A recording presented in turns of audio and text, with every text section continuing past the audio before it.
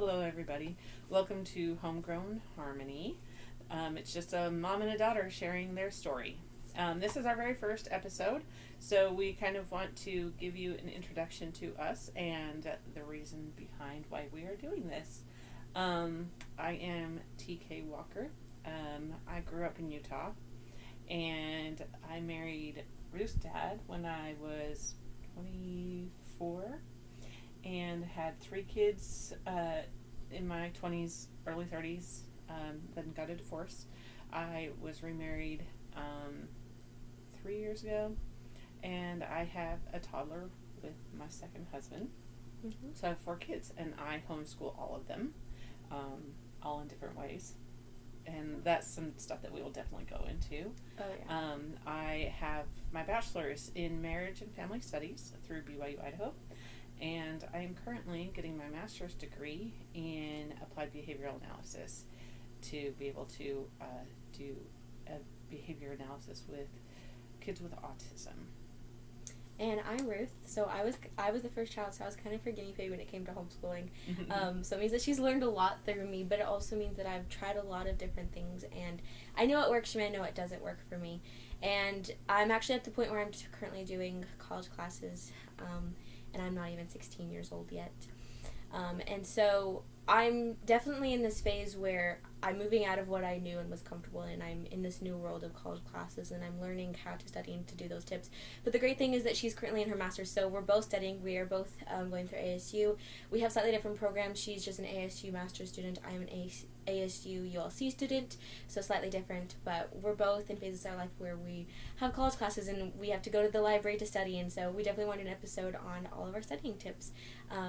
But yeah, so I'm in a new phase of life with that, and I have so much going on, and we have so much that I want to talk to you about from things that we've just learned in our life. So we're going to dive deep a little bit into those backgrounds a little bit more. I think we want to first kind of discuss the decision to homeschool. Mm-hmm. When Ruth was 3, she was almost 4 at this time. She had some friends that had already started learning to read. Yeah, they were both about 4 years old. Yeah, they were a little bit older than you, mm-hmm. Not much more, but they had started to learn to read. And I had her in a little preschool co-op that was with a bunch of other people from the same church. And she was enjoying that and already knew quite a few letters and stuff. And she came to me and told me she wanted to learn how to read. And I was like, oh, what? So... And I know she remembers some of this stuff. She's got a pretty good memory, so she remembers a little bit of that era in our lives. And so I started teaching her to read. Probably by the time she was 5, she was reading a lot of second grade books, maybe even 3rd grade. Well, and I read Harry Potter and like big chapter books by the time I was 8. Yeah, like the whole series. Mm-hmm. Yeah. And then we started reading, like, we did a lot of reading together, too. Did a lot of, like, I challenged her to try new things and read some things with me, and we did a lot of, like, you read a chapter, I'll read it by myself, and we'll discuss it. Because, sometimes life happens, we can't read together, but we did a lot of that. We did, like, Anna Green Gables. I remember, I think I was probably about 7 or 8, it was before the divorce, and... I remember we'd sit on our couch and we were reading the Berenson Family Saga, which is an incredible book series. It was like one of the first ones that I remember reading that wasn't like Harry Potter or something. It was actually before I read Harry Potter, and I remember she would read and then I would read. We'd take turns, and I would know like when I was kind of tapped out, and I'd be like, okay, it's your turn to read now. That's like one of my earliest memories in that house. Yeah. So yeah, we that's kind of the starter point for the homeschooling journey that we went through. That was when I was like, okay, she's going to be bored in public school. She's going to go and she's going to be the helper, because she's always been the helper, always been very cognizant of the needs of the leaders in the group and how she can help them. And I was just like, I don't know if I want that for her. And then at the same time, it was the beginning of Common Core. And her dad was not very open to the idea of Common Core, because there were a lot of question marks about it. There were a lot of things that people weren't sure about. And then tagging into that also with Common Core, and the testing started to really amp up at that point. And I have strong feelings about testing because of my history and my family's history with education. I had an experience when I was a junior in high school where I went to go sign up for my senior classes, and I had to have my English teacher sign off on which level of class that I needed to have, and I was, like a B English student at the time, not like, I didn't consider myself anything great, and I went to him, and he had to sign off, and he signed me into the AP English class, and I walked away, and then I looked at it and I was like, wait, this is wrong. And I went back to him and I was like, you put me in the AP class? And he was like, actually, you are really smart. You just don't test well. And when you look at my grades in high school, that's what it was, really. Like, I didn't do well with testing. I had testing anxiety, and we will discuss anxiety and depression and stuff, and how that factored into my education and my delay in my education. And all of that later on, because that's a whole story right there. And then, so we started homeschooling, and it kind of evolved because of many other things that happened in our lives. Kenny struggled with a lot of different things. So they're only 18, almost 19 months apart, and the difference between the two of them is huge. Probably educationally wise, there's a good 6-year gap between the two of them, because she's ahead and he's behind. He has all the markers for dyslexia and ADHD, and there are some other questionable things that I'm hoping to have him assessed for. We were going to get him assessed, and then COVID happened, and then life happened, and insurance happened, and moving, and crazy things all over the place. So we're just starting to get into like trying to find a place that can test him and stuff, because we, a lot of people do that through public school, and we don't have that as an option. So, but because of his needs, it became another apparent positive for us for homeschooling. He was able to learn at his own pace, and I was able to help him in a way that seemed more logistically possible for him than if I had had him in public school. So yes, and it meant that you were able to go to his pace, like, because the beautiful thing about homeschooling is that you can cater it to the child. And so because I've been homeschooled, I've been able to be on a faster track and to keep up with where I am and in my knowledge. Whereas with my brother, I think there are times where we had to, kind of hold off a little bit. And so that's the really beautiful thing, is that you get to grow with the child. Whereas in public school, the child is meant to just follow what they think everyone should follow, but no two kids are the same. And so it's very hard to follow that standard. Yeah. Okay, so after homeschooling for quite a while, her dad and I got divorced in 2017. At that point, she was 8, and we were living in Kentucky at the time. And we had gone through several moves across country, from Texas to Utah to West Virginia to Kentucky, all over the place. So we've homeschooled in a lot of those states, and that's been an adventure. And the divorce was... it was tough, but I feel like compared to a lot of other divorces, it was reasonable. Right. Her dad had been previously married, and that divorce was extremely hard on him, and I didn't want that kind of divorce for us, and I know he didn't, and we agreed that we would do what we could for the kids, and we decided that homeschooling was working for our kids. And we also recognized that because of homeschooling, we had the freedom to make things a little different for us. And so we did 50-50 custody, and he got pretty much every weekend. Every once in a while I'd ask for something or whatnot, and we'd kind of change things around. Or something. Yeah, but for the most part, he got Friday to Monday. And sometimes, and then there was a point in my life where I was working more on Fridays, and he would take them Thursday night, and he was taking them Thursday to Monday. So we were keeping it fairly close to 50-50 a lot of that time.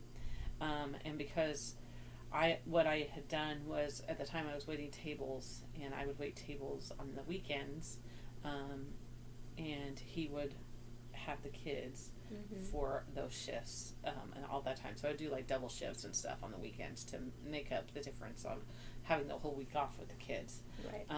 And it worked for us in a strange, weird way, but it helped that we were able to continue with homeschooling, and we had a balance of, they still had a relationship with both parents. Yes. And that worked for us at the time. And we also agreed that because we homeschooled, that, you know, if life happened and we needed to move or something like that, we had the ability and the capability of changing what our parenting looked like. And that's what ended up happening. Yep. Later down the road, my dad moved to Virginia. We were still in Kentucky. And so we did 6 months on, 6 months off. And so we were with my dad for 6 months. And then in that 6 month period, my mom actually moved to Alabama when she got remarried. And so then we moved down here with what was supposed to be 6 months. In that time period, I decided to live with her full time. And then a couple months later, my brother decided to live with my dad full time. And then my youngest brother is now doing kind of this weird thing where he does 3 months on, 3 months off. So he's here 3 months, there 3 months, then just rotates back and forth. And your dad moved to Alabama too. Yes. Oh. So he's actually a couple of hours away from us. So it makes it a little bit more feasible. They convinced him that maybe we should be a little bit closer. Yeah, it was like a 14-hour drive, and you would drive. change time zones. It was a nightmare. And it's nice because now, like, we can do like weekend visits on a regular basis. Yeah, I go up usually once a weekend every month, but because I am homeschooled, I can go and stay a couple weeks if I need to, if I don't have like anything else like work or extracurriculars or anything like that. And so it really has provided us with such flexibility. And I know that most families, like, if you don't have divorce, this isn't really an issue, but especially for divorced families, homeschooling really can provide you with the flexibility that is needed. Yeah, the only thing, the caveat would be is both parents have to be open to it. Right. And we obviously already were doing it beforehand, so that made it a big part of the decision making was already done there. Yeah. But then also, like, when you have a car, you'll be able to go, like, if you want to go from Friday to Sunday, you can do that, and it won't be a big deal. So, or, you know, we can, and the other nice thing is with all of your activities, we can work around everything as well. So, all right, so let's go a little bit into our educational backgrounds a little bit more. Like I said before, I have my degree in marriage and family studies from BYU, Idaho. That entailed a lot of things about, like, child development, psychology, communication, and it kind of delved into several different areas. And it's been very helpful in my parenting and in the way I've educated my kids. I'm a little bit more, positive in the way I approach parenting than I was 10 years ago, because I've really learned how to manage my parenting and how I communicate with my kids. I've learned a lot about communicating with them at different ages. Well, and we had a conversation with my dance teacher last week, and she was like, I wish I would have taken, like, a parenting or communication class when I was in college, because I think it would have really helped me now as a parent. And so I think that's the point I try to make, is that it really does help, like, not, and I'm actually currently taking a psychology class as well, and it says, like, why do people take psychology? Like, why is it helpful? And it's like, even if you don't go into a field of psychology as your career, you can use it in any aspect of life, whether it's parenting and family, or it's like you're a manager over a restaurant, like, whatever it is, communication helps in any aspect of life. Well, yeah, and I think it's really important to recognize how communication is different with the developing child, and how that changes between a toddler and a preteen and a kid that's going through puberty and the brain development of a teenager, and so you have all those right now. Yeah, I do. I have every single stage. So it's very complex, and it's going to be different. Like, talking with a toddler, it's engaging in a different way, and you have to be willing to recognize that she does not fully understand all of you want from her, right? And she also doesn't know all of the words that she's trying to say, and so sometimes she'll say one thing and that's not what she means, and then she'll get upset. Yeah. So, but being able to recognize, okay, she's upset over a miscommunication. Right. And I just have to back up and just be like, okay, we're going to reverse and try something different instead of getting upset with her. Anyway, so those are the types of things that I learned in my education. And because of that, it's been really helpful in my approach as a parent, and it really has changed a lot of what I do. Just to back up just a little bit, before all of my education, I was actually a therapeutic foster parent with Ruth's dad. And I learned a lot of great skills from that. But on top of that, it was a lot of very heavy, hard behaviors. And being able to learn how to manage those in that kind of situation, it really helped me hone in on some skills that with my education and my background. And I also worked in residential treatment for quite some time. All of that combined helped me really hone in on the type of parenting I do now. So, and then fast forward to now, I took a couple of years off because I had a baby and then a toddler, and life happened, and there was just a lot going on. Yes. And I also wasn't 100% sold on the direction I was going. I was originally going to become a family therapist, and I was struggling with some of the aspects of family therapy that I was like, I don't know if this is really the set goal for me anymore. And because of my background, I've worked in special ed, I've worked with kids with high needs, and I've enjoyed those things that I have done before. I decided to do ABA therapy, and I feel like it's going to be a really good fit for me. And so now I'm in a program through ASU doing a master's in education in ABA. It's applied behavioral analysis, and that has really been eye-opening and a great experience for me, because I've learned a lot about how behavior is.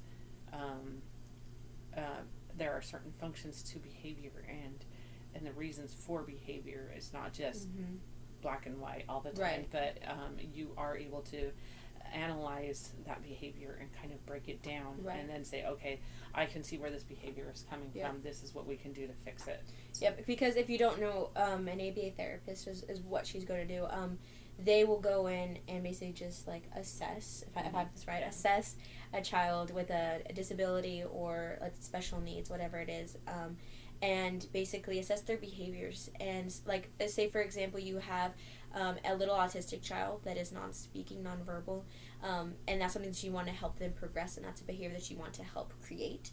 The therapist would go in and basically write out a plan as to how you want to build those behaviors, and then you have someone else go in and help them do that. But mom will become the person that will be creating those plans. Yep. Yeah, so that's kind of where I'm at on my education. And where are you at? Okay, so it's funny because people will always ask me, they're like, well, what grade are you in? And I'm like, it should be 10th, but that's not actually where I'm at. So, this spring, I started at ASU through their Universal Learners courses. Basically, it's a course that anyone can do, no matter your age or where you live. It's very easy to enter into the classes, and so they don't have quite as big a variety of classes as you would normally do if you were enrolled through school. They're all 100 level classes. Right, so. But they're all really great for me at this time of my life, because it means that I can start getting college courses. And then when I turn 16 next year, I will be able to apply to BYU Idaho and then do their concurrent enrollment program, and then continue to get college classes done. I want to get mainly like all my core classes and gen eds done by the time I'm 18 and have my associates by 18. So then I can go to, I hope, BYU and get my degree. I originally wanted to get a degree the same as mom's in marriage and family studies, and then get my master's to become a family therapist. That has slightly changed since then because I love theater, and really in the field of therapy and stuff, I will have to get my master's, but a bachelor's and a master's isn't required. So I figured I would get a degree in theater, and that because I really love that, and then that way if I ever want to do theater as another option, I have the degree to back me up. But then also get my master's to become a family therapist, and my hope is to kind of do a little bit of both. I want to be a children's theater director, and do that kind of like in my evenings, and then do clientele work during the day as a therapist. So right now I am taking psychology and history. Both of them are one-on-one classes, and they are both self-paced, so I'm just doing them kind of like when I can, especially as I have theater and stuff going on this month. But ASU, the Universal Learner courses, are such a great option because they kind of, even though they don't have a big variety, they really do for like someone that's at my level and doesn't need big college classes, but just needs like the basics, because I'm only doing it for like another like half a year or so. So yeah, that's where I'm at right now. Yeah. And the cool thing about the ASU program is there's a lot of different ways to do it. Like your first two classes were like structured 7-8 week classes that it was like you had a module that you had to follow and you had to turn it in at a certain time, you know. Yep. But now you're doing one where it's self-paced and you have a year to finish, but we have a goal of you doing it in 3 months. Right. And then we'll add in your biology after that. But it's nice because you can do it according to what works best with your schedule and how you like to study. Because, like, for me, I prefer to just have one class, and I'd rather have it condensed and just get through it. Yeah, which is what I did this spring. Yeah, so it just kind of depends on the person. I know when I did a summer semester through BYU Idaho where I had a couple of condensed classes, and I just kicked them out. It was in a 6-week period that I did all of these classes all at once, and I loved it because it was just short enough that it was like you weren't dreading doing it for like 13, 14 weeks, you know. It was, okay, just get it done. And that's kind of how I am now. Like, I have classes that are 7 weeks long, and it's just enough that, like, I'm not hating it by the end, and I'm just, like, waiting for the end to come. So, that's the nice thing about it, the way that ASU is set up. You can kind of, really fix it to how you want to get accomplished. So. And it's like, you know, with regular college, like, you would have, like, a plan of, like, this is what I want to do when to be able to graduate, which we do kind of have that for me right now, but I do still have some flexibility in what I do because I'm not in, like, a structured college program. Yeah. So. And the other nice thing is that ASU is considered a 4-year program, and so it does look really good. It's not like a little community college. Yeah, it's not like I'm just taking classes through anywhere. It's like it is through a college or like a university. So it's a legitimate. Yeah, like, and like the people that created my course, they are like teachers and professors.